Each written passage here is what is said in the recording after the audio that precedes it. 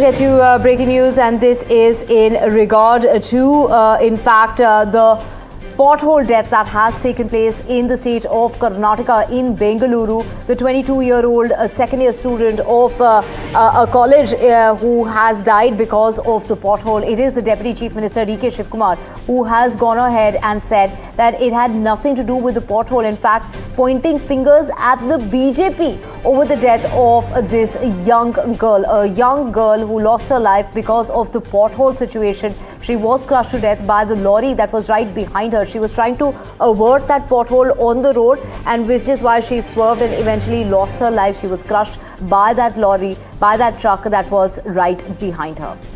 Let's listen in to how politics is playing out here, and Shivakumar pointing fingers at the opposition for the death of that young girl. Listen in. It is all true, false. They have nothing to do. They are all doing only hoax, and because of them all these things has been created, and we are trying to face it. Deepak joining us in order to get us more on this. Deepak, it's very shocking how the Deputy Chief Minister is denying the death that has taken place because of the situation as far as the traffic and the potholes in the city is, in fact, in the state is concerned.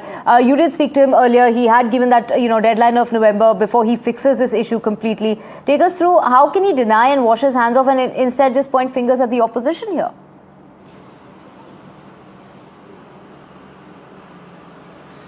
Well, at this point in time, several questions continue to arise, of course, because the situation in different parts of the state continue to be worrisome with regard to the infrastructure issues, and so is the situation in Bengaluru. People are complaining that even the potholes are, of course, being filled as well, are not of good quality, and in just a few days' time, they're peeling off. Day before yesterday, 20-year-old Dhanushri, who was an IAS aspirant, was going towards a college and a meeting with an accident. Now, while of course there's a pothole right at the spot of the accident, there is no CCTV, of course, which has led to this speculation. And while we visited the spot, while we saw the condition of the bike, it's clear that there was no impact from the rear end or from the front portion of the bike, where to a large extent it rules out that it was a direct hit by a incoming or a truck from behind, and it's because probably she has lost control because of the condition of the road there, fallen off, and then